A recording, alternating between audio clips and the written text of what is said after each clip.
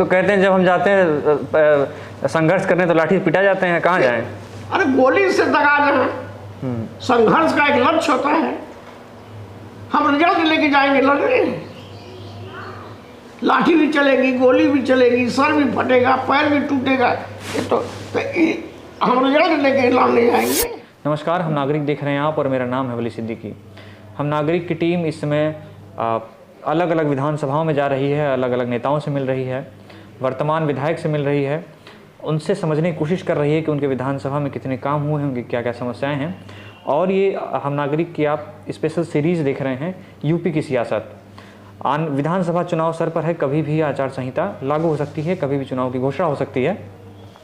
और फिर जो यूपी पूरे देश का सबसे हॉट चुनाव कहा जाता है लोकसभा के बाद यूपी का चुनाव, उसका रण शुरू हो जाएगा।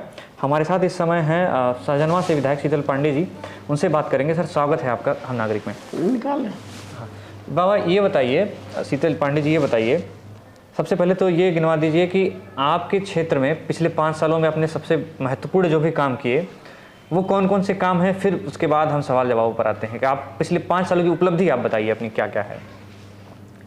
देखिए, जब मैं चुनाव जीत के आया तो हमारे चुनाव के पहले बसपा के प्रत्याशी जीते थे, सपा के कैंडिडेट जीते थे और 10-15 साल तक उनका कब्जा था। जब मैं आया तो क्षेत्र की सड़कों की दशा बड़ी खराब थी, टूटी फूटी थी, उन पर 1.5-2 फुट गड्ढा था, उस पर चलना दुर्लभ था, उस पर बुजुर्ग, महिलाएं और बच्चे नहीं चल सकते थे, अति दुर्लभ रास्ता बना हुआ था। दूसरा, बिजली की भी किल्लत थी, बिजली आंख मिचौली करती थी, कभी आती थी, कभी जाती थी, कभी आती थी, कभी जाती थी, किसान परेशान रहता था। सिंचाई के परमानेंट साधन नहीं थे, जो सरकारी साधन थे असंख्य बंद पड़े हुए थे, नहरों में पानी नहीं, ट्यूबवेल बंद, किसान अपने निजी साधन द्वारा खेत की सिंचाई करता था। ये आपको याद होगा कि यूरिया के लिए लोग लाठी खाते थे, यूरिया के लिए जेल जाते थे। आज जब मैं चुनाव जीत के आया तो सड़कों की दशा को सबसे पहले ठीक करने का प्रयास किया। इसके लिए हमने विधानसभा से लेकर प्रमुख सचिव लोक निर्माण, चीफ इंजीनियर, लोक निर्माण मंत्री, सभी लोगों से व्यक्तिगत संपर्क किया और उनको लिख लिख करके अपना पत्र दिया सड़कों की दशा के खराब के बाद, दुर्दशा के बारे में। तो काम हुआ सड़कों का? बता रहा हूं। बताइए बताइए। जब प्रयास होता है, लिखा पढ़ी होती है, तो विकास तो एक प्रोसेस है, निरंतर प्रक्रिया है। आप कितना प्रयास कर रहे हैं ये जरूरी है। जब हम उसके पीछे पड़े तो आज मैं आपसे कह रहा हूं कि हम 3-4-5 सड़कों का अपने विधानसभा में नाम बता दे रहा हूं, आप उसको किसी से भेज के देख सकते हैं। एक तो ये जो मगहर से पटना घाट है, घगसरा तक सड़क गई है, बड़ी खराब थी, 2-2 फीट गड्ढे थे, 1.5 फीट गड्ढे थे। आज वो एकदम इतनी सुंदर बनी है, सहजनवा से बखिरा वाली सड़क संत कबीर नगर चली जाएगी, वो बड़ी खराब बन के तैयार है। एक कटघर है हमारे यहाँ खैनी रोड पर, उससे वहाँ बुधहर चौरसिया तक सड़क, और दूसरा सिसई से सुरगहना तक। हम 2-4 सड़कों को गिना रहे हैं। सड़कें इतनी अच्छी बनी हैं कि आप एक घड़ा दूध आंख मूंद के सर पर रख करके चलिए 10 कदम, तो एक बूंद छलकेगा नहीं। क्यों? कि सड़क पे हचका नहीं है, गड्ढा नहीं है। सड़कों का निर्माण बहुत अच्छा हुआ है। और मैं अगल बगल के क्षेत्र में जाता हूँ, हम आप बड़ा चैलेंज है कि जिन सड़कों का मैंने नाम लिया है, अगर आप देख लें तो अन्य क्षेत्र की सड़कें उतनी अच्छी नहीं बनी है या बनी ही नहीं है अभी। अन्य क्षेत्र मतलब आप ही के तो अगल बगल। अच्छा, अगल बगल मतलब अगल बगल, हम जिले की बात। अच्छा, अगल बगल जिले की, तो वो तो अभी पार्टी के विधायक लोग हैं अगल बगल। हमारे यहाँ विधायक ऐसा है, हाँ। एक व्यक्ति के 5 लड़के होते हैं, उनका अलग अलग स्वभाव होता है। हमारे पार्टी के हैं, सभी ने अच्छा काम किया है, लेकिन प्रयास कैसा है इस पर भी मतलब एक हेल्दी कंपटीशन जैसा कि उन लोगों से हमने हमारा, उन लोगों से नहीं, हाँ। हमने मन लगा के काम किया। लेकिन आप सड़कों की बात कर रहे हैं, लेकिन बाढ़ की वजह से कई सड़कें टूट गई हैं जो अभी भी उसका कुछ हुआ नहीं हो पाया। ऐसा है कि प्रतिवर्ष बाढ़ के कारण सड़कें टूट जाती हैं, और यही जो महीना है नवंबर, दिसंबर, जनवरी, उनको मरम्मत उन सड़कों का होता है। हम लोग जहाँ सड़कों पर मरम्मत करने की आवश्यकता है या सड़कें टूट गई हैं, गड्ढा है, गिट्टी बिखर गई है, रास्ता टूट गया है, उनकी सूची हर जगह भेज देते हैं, संबंधित अधिकारियों को भेज दिए हैं। तो अभी काम शुरू हो गया है कि काम वो शुरू भी किए हैं और उसमें तेजी भी लाएंगे, और हम स्वयं चेक करते हैं कि काम ठीक से मरम्मत का हो रहा है। बखिरा क्या वो आपके विधानसभा में पड़ता है ताल, वो जो है हम आपको पूछ रहे हैं, आंशिक पड़ता है, आंशिक पड़ता है, लेकिन ये है कि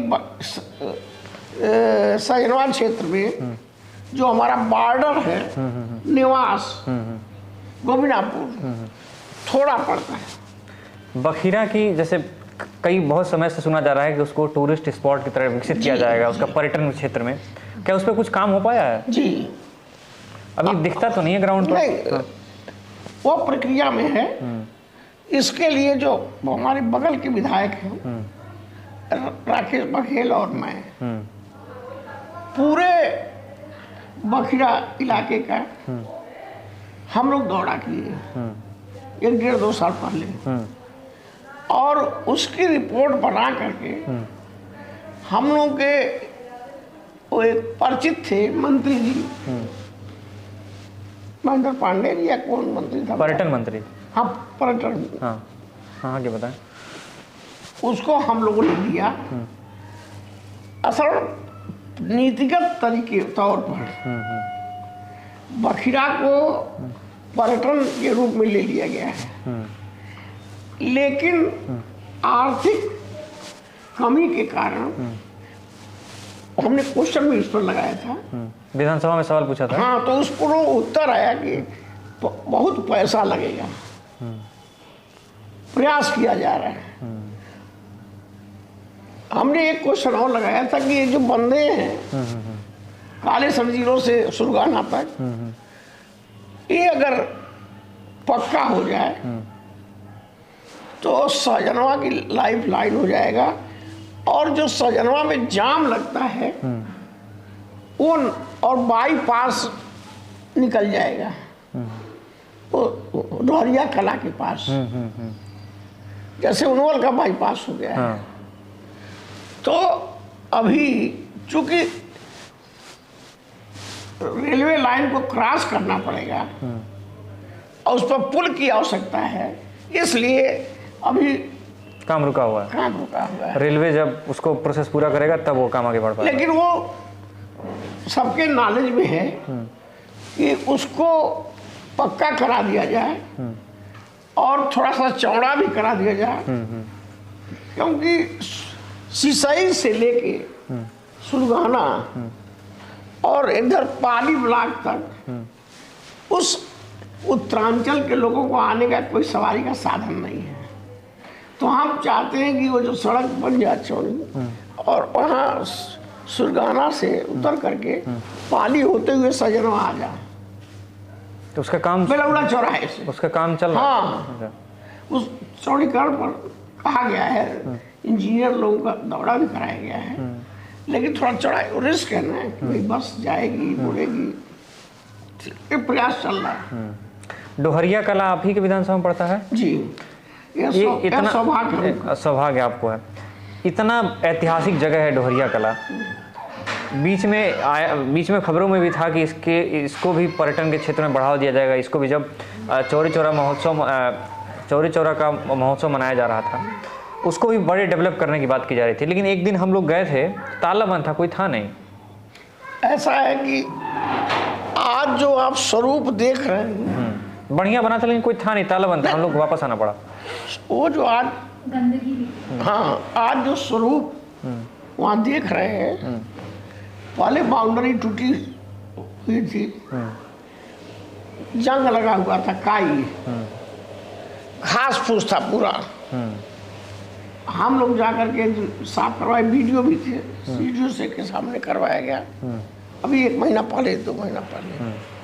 और हमने कमिश्नर साहब से भी इस विषय बात किया कि जो डोहरिया कला के बगल नाला है उसको साफ करके पानी की कहीं निकासी और कर दिया जाए।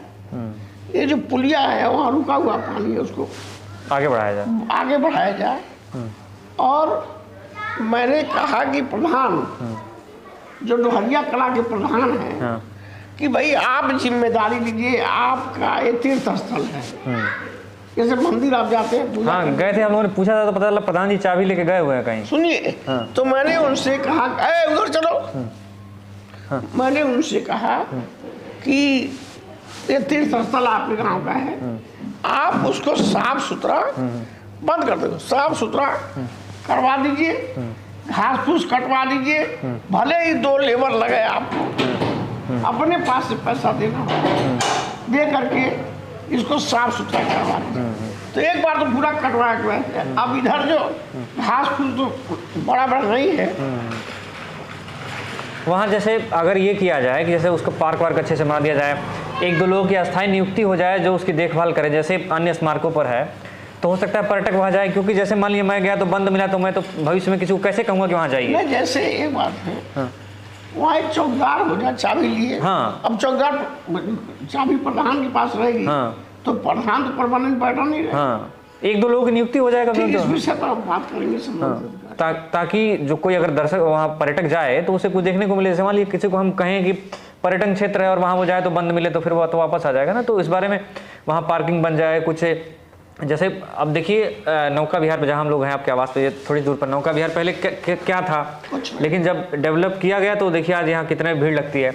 उसी तरह उसको भी एक टूरिस्ट स्पॉट के तौर पर विकसित किया जाए तो हम लोग चाहते हैं कि उसको पर्यटन क्षेत्र घोषित कर दिया जाए। वो डोहरिया कला शहीद स्थल है और ऐतिहासिक शहीद स्थल है। जब महात्मा गांधी ने कहा भारत छोड़ो, तो वहाँ के लोग जुलूस बना के चले थे, तो उस पर गोली लग चली, कई लोग शहीद भी हुए थे। अच्छा, आपके क्षेत्र की समस्याओं की बात करें तो सबसे पहले हमें जब क्षेत्र के लोगों से जाना तो वो कहते हैं इंडस्ट्रियल एरिया है। तो इंडस्ट्री तो है, लेकिन उसके कुछ दुष्परिणाम ये हैं कि पॉल्यूशन बहुत ज़्यादा है, जैसे राख घरों पर बैठ जाती है। तो क्या जो औद्योगिक कारखाने लगे हैं उन पर कुछ वो लगेगा कि इतना पॉल्यूशन अगर है तो उसको कंट्रोल करें, या उनके लिए कुछ ऐसा एडवांस मशीनें लगाएं कि उस तरह से पॉल्यूशन ना हो? क्या इस पर कोई काम चल रहा है? ऐसा है कि गीडा मैं जब से चुन के आया तो गीड़ा के प्रदूषण के खिलाफ हमने लिख के भी दिया था प्रदूषण विभाग के अधिकारियों को, और इसके लिए भी क्वेश्चन लगाया था। वहाँ जो धुआं निकल रहा है तो हमने तो अधिकारियों ने कहा कि हम उसको उस धुआं को फिल्टर करेंगे। हाँ, वही होना चाहिए। और जो कण उसमें है उसको हम अलग कर देंगे। और लेकिन जो पब्लिक की शिकायत थी हम लोगों से, उन्होंने कहा कि हमारे कपड़े काले हो जाते हैं, घर के रंग काले हो जाते हैं, हम ऊपर छत पर सूखने के लिए फैलाते हैं, वो काले हो जाते हैं। हम श्वास द्वारा वो जो काला वाला धुआं का लिक्विड पोर्शन वो हमारे अंदर जा रहा है, उससे फेफड़े की बीमारी हो सकती है, फेफड़े की बीमारी, हार्ट की बीमारी, कैंसर की बीमारी। इस विषय पर हम लोग इस पर चर्चा अधिकारियों के साथ कर चुके हैं। कुछ उपाय नहीं। उनका एक कहना है कि हम जो धुआं निकलता है उसको फिल्टर करते हैं, जो हार्मफुल है उसको हम अलग कर लेते हैं। लेकिन अभी भी तो वो समस्या बनी हुई है ना, मतलब वो चीज़ें जैसे लोग कह रहे हैं कि सफ़ेद कलर कराते हैं, 2-4 महीने बाद काला हो जाता है घर है। तो हम एक कह रहे हैं, सुनिए, कोई भी समस्या का निदान कैसे होता है? पब्लिक को भी जागरूक रहना चाहिए। वहाँ के लोग निकले 150 की संख्या में, नौजवान निकले, किसान निकले, मजदूर निकले,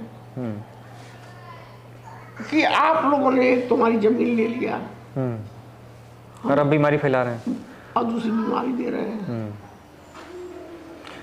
तो अगर हमारे लोगों को स्वास्थ्य ठीक रखना है तो ये जो आपके चिमनी द्वारा जो धुआं निकल रहा है उसको किसी भी तरह रोकें, या धुआं निकलना आवश्यक है तो उसको फिल्टर करके, छान करके उसको ठीक ढंग से रखें।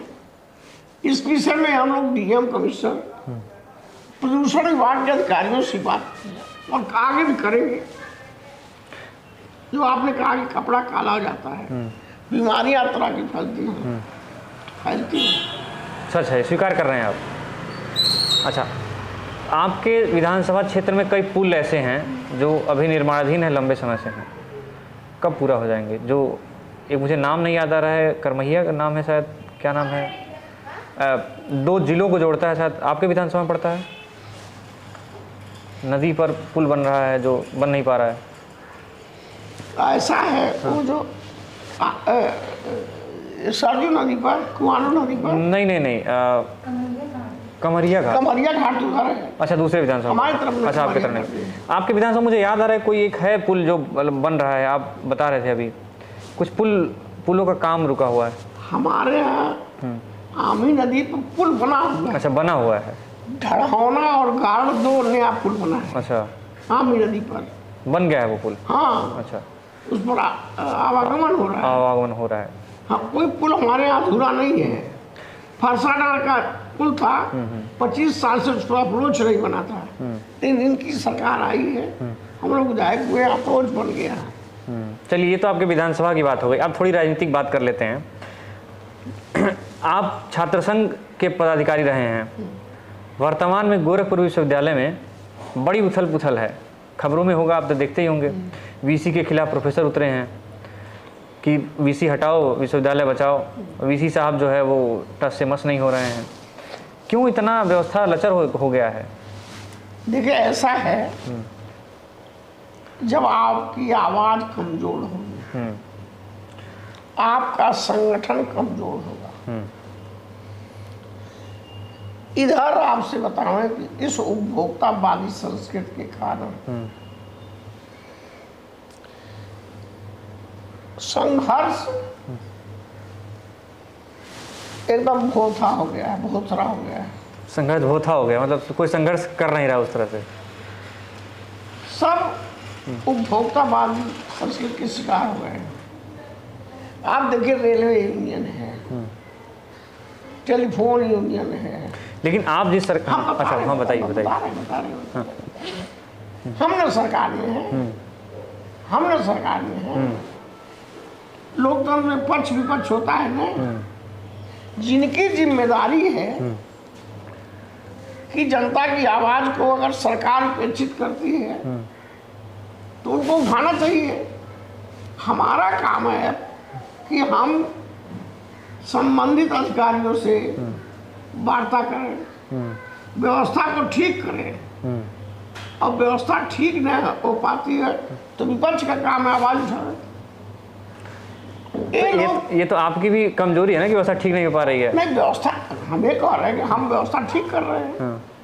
जो 50 साल की गड़बड़ व्यवस्था थी, अधूरी व्यवस्था थी, उसे हम रास्ते पर ला रहे हैं। तो समय और कुछ कठिनाई तो होगी।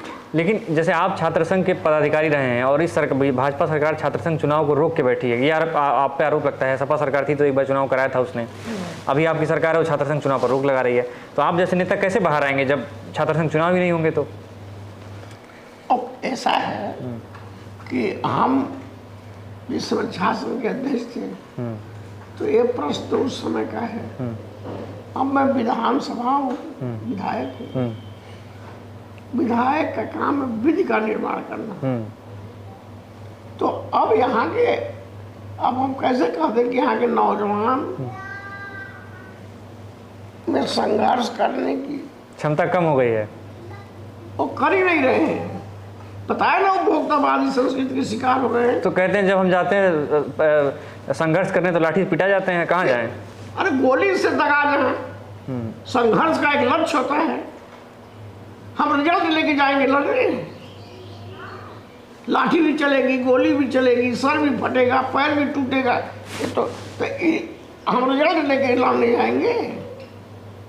हम जा रहे हैं लड़ने, हम रास्ते में कुछ भी हो हम रुकने वाले नहीं हैं। हम तो न विपक्ष में होते तो बता देते कि भाई हम मर भी सकते हैं, गोली भी चल सकती है, लेकिन सीने पर गोली ले लेंगे, लेकिन आगे बढ़ना नहीं। संघर्ष वही है, संघर्ष वही। अच्छा, आप इस सरकार में भाजपा और नौजवान जो होता है, हाँ, और जो युवा होता है, उसमें एनर्जी का, ऊर्जा का भंडार होता है। सारा समाज उस पर विश्वास करता है जब संकट में पड़ता है कि उसको ये लड़ेगा, संघर्ष करेगा। हमारे आपकी तरह, मतलब आप नहीं, वो हाथ पर हाथ रख करके नहीं बात करेगा। वो तो बात करेगा, उसके अंदर तेज होगा, तेज होना चाहिए, चेहरे पर अग्रेशन होना चाहिए। बाहें फड़कती हो, चेहरा तमतमाता हो, तभी तो युवा है। दिल में हलचल हो कुछ करने की, वही नहीं हुआ है। मतलब आप ये मानते हैं कि युवा जो है वो संघर्ष नहीं कर पा रही है, इसलिए चुनाव जो है वही उपभोक्तावादी संस्कृति का शिकार है। अच्छा, इस सरकार में ये आरोप लगते हैं कि सबसे ज़्यादा कोई समस्या तो बेरोजगारी की है। कई छात्र अभी भी धरने पर बैठे हुए हैं। आपको क्या लगता है, रोजगार जो है, क्या भाजपा सरकार इस मामले पर फेल रही है? हम ये कह रहे हैं, भाजपा सरकार ने तो कौशल विकास के माध्यम से बहुत से लोगों को रोजगार दिया, 5 लाख से अधिक लोगों को रोजगार दिया। रोजगार का मतलब क्या है? नौकरी ही नहीं रोजगार होता है। जीविका के लिए कोई साधन वही रोजगार है। तो अब सुनिए, ये हम मत्स्य पालन, मधुमक्खी पालन, जो प्रधानमंत्री ने कहा किसान आय की आय दुगनी हो, तो जब हम किसानों की आय दुगनी तब होगी जब पशुपालन होगा, पशुधन में वृद्धि होगी, मधुमक्खी पालन होगा, मत्स्य पालन होगा, तमाम बागवानी होगी, फूल की खेती होगी, तब न किसानों की आय दुगनी होगी। अच्छा, आप प्रधानमंत्री जी की बात कर रहे हैं। अभी कुछ दिनों पहले वो पंजाब गए हुए थे। वहाँ जो आप अभी संघर्ष की बात कर रहे थे, वहाँ भी कुछ किसान संघर्ष कर रहे हैं अपनी समस्याओं को लेकर। उन्होंने प्रधानमंत्री का काफिला रोक दिया और प्रधानमंत्री जी को वापस लौटना पड़ा। अब प्रधानमंत्री जी कह रहे हैं कि ये हमारी जान पर खतरा था। इसको कैसे देखते हैं आप? देखिए, ऐसा है, आंदोलन हम भी लोग भी किए हैं, आंदोलन, प्रधानमंत्री आते हैं, गृह मंत्री आते हैं, विदेश मंत्री, कोई आता है, वो आता है, मैं कहता हूँ विरोध करूंगा, तो विरोध हम करने जाते हैं, हम रास्ते में गिरफ्तार हो जाते हैं। लेकिन अगर किसी सरकार की मंशा हो कि हम विरोधी की जान लेना चाहते हैं, प्रधानमंत्री की विशेष सुरक्षा होती है, प्रधानमंत्री की यात्रा गोपनीय होती है, रूट पहले तय होता है। जब किसान कह रहे थे कि हमको पुलिस वालों ने बताया कि किधर से प्रधानमंत्री आएंगे, दूसरा पाकिस्तान जहाँ प्रधानमंत्री खड़े थे पुल के ऊपर खड़े थे, पुल के नीचे कोई कुछ कर सकता था, उड़ा सकता था। लेकिन ये तो एक पक्ष है ना, एक पक्ष तो ये भी है कि किसान अपनी मांगों को लेकर किसी, जैसे होता है सामान्यतः कई जगहों पर आज से पहले भी हो रहे हैं कि मांग कोई भी करे, चाहे किसान करे, मजदूर करे, व्यापारी करे, विद्यार्थी करे, जेन्युइन मांग पर विचार करना चाहिए। हाँ। लेकिन मांग के लिए मांग किया जाए, उसका औचित्य भी होना चाहिए। तो ये जो किसान आंदोलन, सुन लीजिए। हाँ, बताइए। जिस किसान के नाम पर आप आंदोलन की बात कर रहे हैं, पंजाब में जो किसान आंदोलन हुआ, आंदोलन कौन था? वो बिचौलियों का किसान के बिचौली कौन थे? जो किसानों से, जैसे इसकी कीमत 10 रुपया है और वो मजबूरी में कोई व्यापारी आ जा, हमारी मजबूरी सामने खड़ी है, हम 5 रुपया में इसको दे दें। किसान फसल पैदा किया, उसी समय उसके घर पर सूदखोर, सरकारी बस्ता वाले, कर्जखोर, अमीन अन्य सारे लोग वसूलने पहुंच जाएं, कोई मरनी करनी हो जाए, तो अपना जो 1975 रुपया है उस पर तो नहीं बेचेगा, अपनी मजबूरी का किसी तरह पूरा करेगा 1200-1300 में बेच करके। तो ये जो किसान का नाम ले रहे हैं, ये किसानों को मजबूर, उनको कम से कम कीमत पर उनका खरीदते हैं मजबूरी दिखा करके, और वही मजबूरी से खरीदा हुआ बिचौलिए हैं, बिचौलिए हैं, और यही हमसे 1400 पर खरीदते हैं हमारी मजबूरी के कारण, और वो क्रय केंद्र पर 1900 में बेचते हैं। ये सवाल है, किसानों का ये शोषण करते हैं। नहीं, जैसे अगर किसानों को अच्छा दाम मिले, सरकार दे, तो क्यों बिचौलियों के चक्कर में पड़ेंगे? हम तो दे रहे हैं, राजनीति न होती है। वो किस ऐसा है, उनकी राजनीति किसानों का लाभ पहुंचाना थोड़ा है, उनकी राजनीति किसानों का शोषण करना है। वो किसानों से कम दाम पे वो खरीदेंगे। आपकी बात अगर सुन लीजिए, बताइए। फैक्ट ये है कि किसान के घर कोई मर गया है, किसान का कोई आवश्यक हो, कोई चीज जल गई, एक सेकंड। हाँ, बताइए। कोई चीज जल गई, तो मजबूरी में वो अपनी भरपाई उससे कोई वसूलने पहुंच गया, तो जानबूझ करके जो कीमत 2000 की है 1200 में बेच देगा मजबूरी में। मजबूरी कौन करवा रहा है? बिचौली है, अपने ही खरीदते हैं और उसका 1900 पर जाके अपने क्रय केंद्र पर बेच देते हैं। ये बिचौलिए एक क्रिएटर है, एक कृत्रिम अभाव पैदा करते हैं, पब्लिक के सामने कृत्रिम अभाव का पैदा करते हैं, उसका लाभ उठाते हैं। हम तो दे रहे हैं किसान, लेकिन उन किसानों को हम तक आने कहाँ देते हैं? चलिए, लेकिन उन किसानों के सामने ही प्रधानमंत्री जी को फिर वापस तो लेना पड़ा ना बिल। हम ये कह रहे हैं कि बिल अच्छी थी, लेकिन अब भाई देश की जनता है, लोकतंत्र में विश्वास है, तो हम सही बात होते हुए भी उन लोगों को विपक्ष का मान सम्मान बढ़ाने के लिए हम लोग ने बिल वापस लिया। चलिए आखिरी सवाल एक कर लेते हैं। आप अगले 5 सालों में आपके विधानसभा क्षेत्र में अगर आप चुनाव जीत कर आते हैं तो क्या क्या लक्ष्य हैं आपके? देखिए, हर प्रत्याशी का सपना होता है कि उसके क्षेत्र का विकास हो, सड़कें अच्छी हो, बिजली हमेशा मिले, वहाँ लोगों को रोजगार मिले, किसानों का उनके उत्पादन का उचित मूल्य मिले, शिक्षा, स्कूल कॉलेज चले, चिकित्सालय की दवा की व्यवस्था हो, कानून व्यवस्था से कोई दबंग अराजक अत्याचार न करने पाए, लॉ एंड ऑर्डर मेंटेन रहे। लॉ एंड मेंटेन हर आदमी का सपना होता है, और यही मेरा सपना रहेगा कि मैं जीतूं तो इन सब चीज़ों को मैं ठीक करने के लिए मैं प्रशासन पर, सरकार पर सबके सामने रखूंगा।